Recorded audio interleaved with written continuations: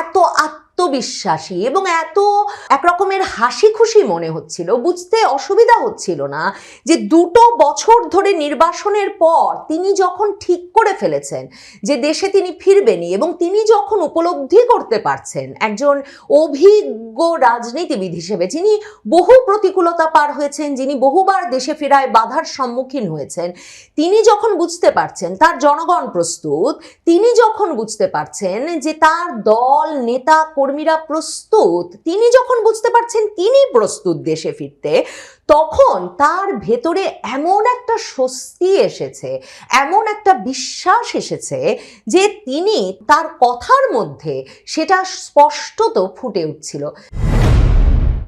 শেখ হাসিনা দিল্লির সংবাদ সম্মেলনে উপস্থিত হয়েছেন। প্রথম প্রকাশ্য উপস্থিতি হিসেবে ভারতের সংবাদ মাধ্যম যখন এটা ব্যাপকভাবে প্রচার করছিল, বিশেষভাবে শেখ হাসিনার স্বদেশ প্রত্যাবর্তন, শেখ হাসিনাজ হোম কামিং, এই শিরোনাম দিয়ে যখন দিল্লিতে নিযুক্ত বিদেশি সংবাদদাতারা, মানে বিদেশি বিভিন্ন সংবাদ মাধ্যমের সংবাদদাতাদের ক্লাব এই অনুষ্ঠানটি আয়োজন করেছিল, তখন থেকেই ভারতীয় সংবাদ মাধ্যমে এ খবর ছড়িয়ে পড়েছিল যে এই অনুষ্ঠানেই 2024-এর 5ই আগস্ট ক্ষমতাচ্যুত হওয়ার পর শেখ হাসিনা প্রথমবারের মতো প্রকাশ্য উপস্থিতিতে আসছেন।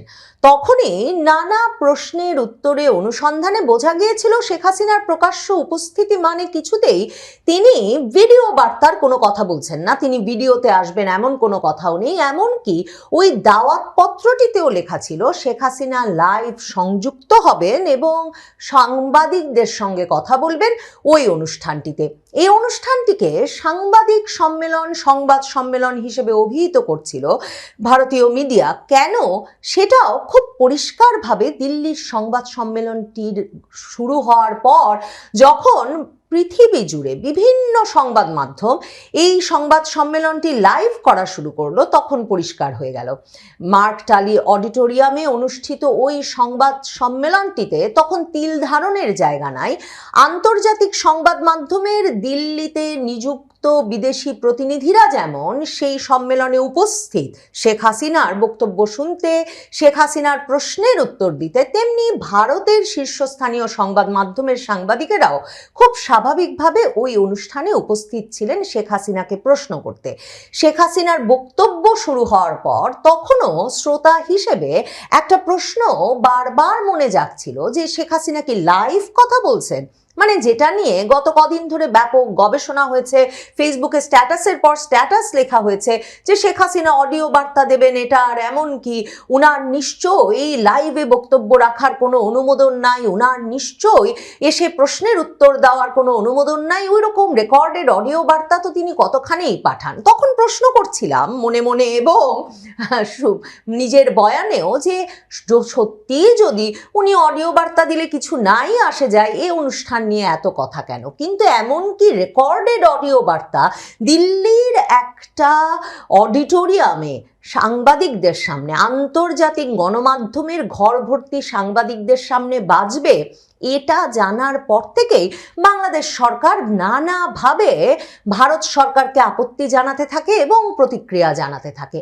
অথচ আজকে যখন এই সংবাদ সম্মেলন শুরু হলো, দেখা গেল যে আন্তর্জাতিক সংবাদ মাধ্যম, পৃথিবীর শীর্ষস্থানীয় বার্তা সংস্থা রয়টার্স, তারা পর্যন্ত সেই অনুষ্ঠানটি লাইভ সম্প্রচার শুরু করলো।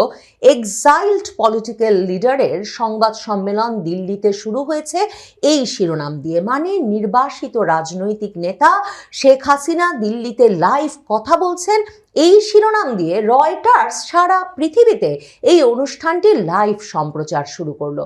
শুধু যে রয়টার্স তাই নয়, ভারতের শীর্ষস্থানীয় সংবাদ মাধ্যম এনডিটিভির করা লাইভ যেমন আমি শুনছিলাম, তেমনি সকল শীর্ষস্থানীয় সংবাদ মাধ্যমে তাদের সাংবাদিক পাঠিয়েছে যেমন ওই অডিটোরিয়ামে সরাসরি শেখ হাসিনাকে প্রশ্ন করতে, তার বক্তব্য শুনতে, তেমনি তারা যারা পেরেছে সকলেই লাইভ সম্প্রচার করেছে, কারণ এই সংবাদ সম্মেলনটিতে কি ঘটবে তা নিয়ে একটা ব্যাপক আগ্রহ ছিল।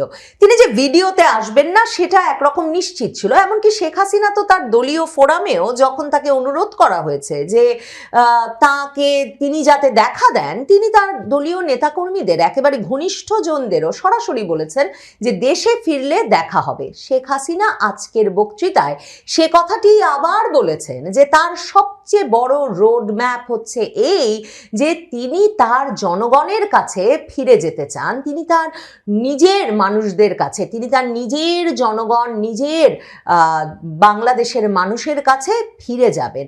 এই কথাটা বলেই কিন্তু তিনি তার বক্তব্যটা শেষ করেছেন। তখনও একটা দ্বিধা সন্দেহ যে সত্যি কি শেখ হাসিনা এই অনুষ্ঠানে ভার্চুয়ালি লাইভ যোগ দিয়েছেন, নাকি শেখ হাসিনা আসলে একটা রেকর্ডেড অডিও বার্তা পাঠিয়েছেন। যদিও পড়ার ভঙ্গিতে, গলার আওয়াজে, এমনকি তার পানি খাওয়ার শব্দে কিংবা তার গলায় যে উচ্ছ্বাস এবং যে ধরনের একটা মানে আবেগ টের পাওয়া যাচ্ছিল, বুঝতে অসুবিধা হচ্ছিল না শেখ হাসিনা ওই অনুষ্ঠানে লাইভ যুক্ত হয়েছেন।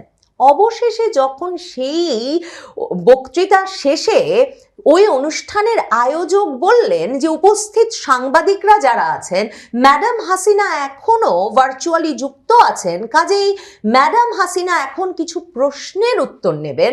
এবং তারপর শেখ হাসিনা খুব হালকা মেজাজে হাসতে হাসতে স্বভাবসুলভ ভঙ্গিতে তিনি যেভাবে কথা বলেন সেভাবেই প্রশ্নের উত্তর দিতে শুরু করলেন। তখন আসলে এই সংবাদ সম্মেলনটি নিয়ে কেন তারেক রহমান সরকারের অস্বস্তি, উদ্বেগ তুঙ্গে উঠেছিল সেটা বুঝতে আর অসুবিধা হলো না। তার মানে ভারতের রাজধানী দিল্লিতে বসে শেখ হাসিনা সকল আন্তর্জাতিক গণমাধ্যম, রয়টার্স তো লাইভ প্রচার করেছে বললামই, স্প্যানিশ টিভির সাংবাদিক প্রশ্ন করেছেন শেখ হাসিনাকে, ওয়াল স্ট্রিট জার্নালের সাংবাদিক প্রশ্ন করেছেন শেখ হাসিনাকে। শেখ হাসিনাকে প্রশ্ন করতে ওই অডিটোরিয়ামটা ভরা সাংবাদিকদের মধ্যে এত শীর্ষস্থানীয় সব সংবাদ মাধ্যমের সাংবাদিকেরা উপস্থিত ছিলেন যে বুঝতে অসুবিধা হয় নাই যে এই বিশ্বজুড়ে সংবাদ মাধ্যমগুলো, সাংবাদিকেরা শেখ হাসিনা যে একটি মানে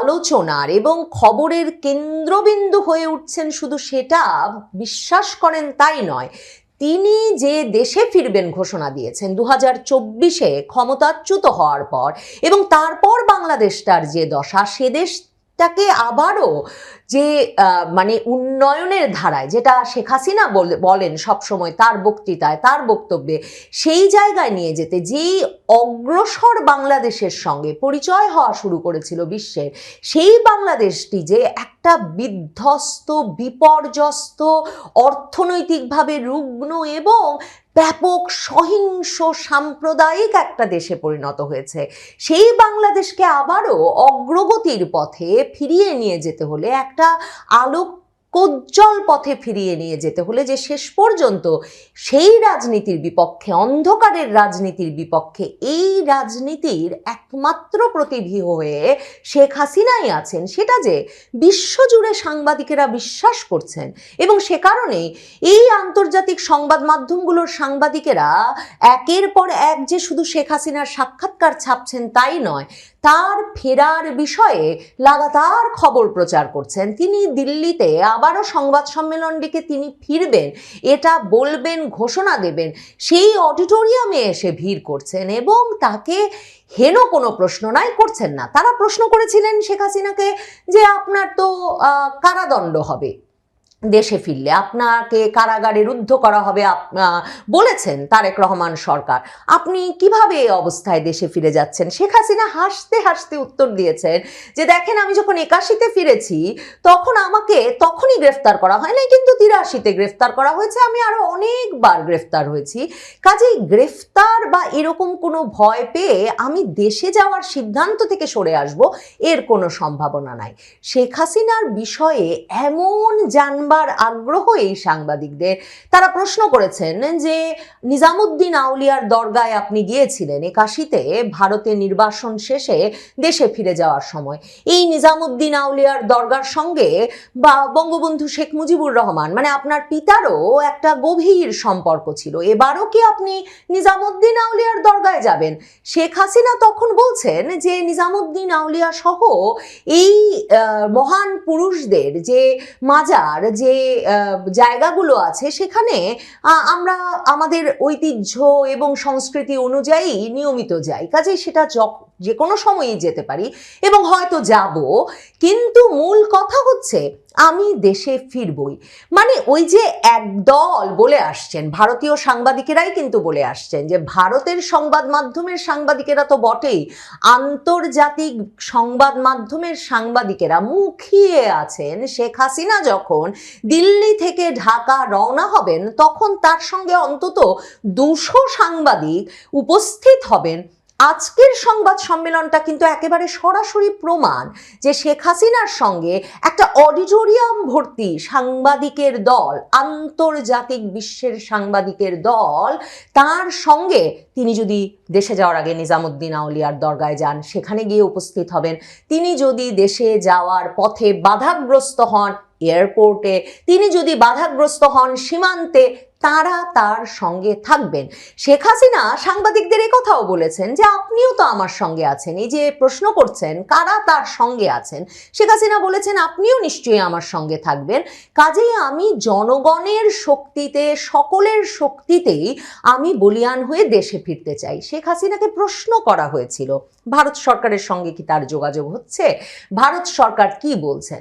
শেখ হাসিনা বলেছেন যে তার সঙ্গে তারেক রহমান সরকার কিংবা ভারত সরকার কারোরই কোনো যোগাযোগ এই বিষয়ে, এই সিদ্ধান্তের বিষয়ে হয় না। এই সিদ্ধান্তটা তার নিজের।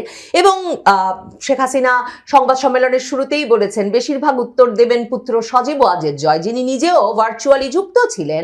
সজীব ওয়াজেদ জয় বলেছেন যে সরকারের সঙ্গে তাদের কোনো যোগাযোগ হয় নাই এবং এ বিষয়ে কোনো যোগাযোগ হওয়ার তারা প্রয়োজনও বোধ করেন না, কারণ এই সিদ্ধান্তটা তার মায়ের। এবং এর পরেও শেখ হাসিনা এটা খোলাসা করে বলেছেন, বারবার বলেছেন যে দেশে ফেরার সিদ্ধান্তটা তার নিজের। এবং তিনি যখন বলেছেন ডিসেম্বরে তিনি দেশে ফিরবেন, তিনি ডিসেম্বরেই দেশে ফিরবেন, ডিসেম্বরের মধ্যেই তিনি দেশে ফিরবেন বটে।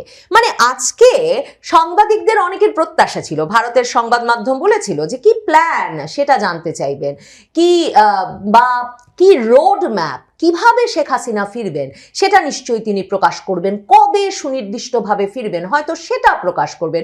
শেখ হাসিনা সেগুলো কিছু করেন নাই, কারণ আসলে কি রাজনীতিতে এসব কৌশল এমন করে বলে ফেলা যায়।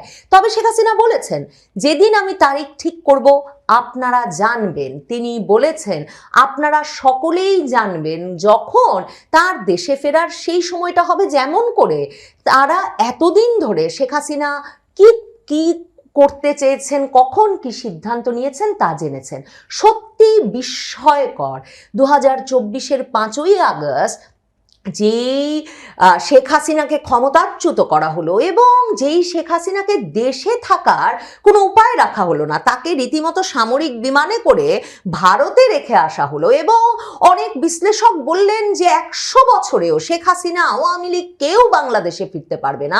2026-এর 5ই আগস্টে এসে যখন তারেক রহমান ইউনূস হাতে হাত রেখে জুলাই জাদুঘর উদ্বোধন করছেন, যখন কিনা নাহিদ ইসলাম, জামায়াতের আমিন, নাসিরউদ্দিন পাটোয়ারিরা সরকার পতনের ডাক দিচ্ছে বায়তুল মোকাররম মসজিদের সামনে সমাবেশ করে, তখন কিনা শেখ হাসিনা ভারতে বসে ঘোষণা দিচ্ছেন যে যা বলুক, যে যা ভাবুক তিনি আসবেন এবং আন্তর্জাতিক সংবাদ মাধ্যমের সকল চোখ তার দিকে, একজন নির্বাসিত রাজনৈতিক ব্যক্তিত্বের দিকে, যিনি বারবার বলছেন যে দেশটাকে একটা অন্ধকার যুগের দিকে না নিয়ে যাওয়া হয়েছে এবং যিনি বারবার বলছেন একটা বড় ষড়যন্ত্রের মাধ্যমে বাংলাদেশটাকে ধ্বংস করে দেওয়ার সকল প্রক্রিয়া সম্পন্ন হয়েছে।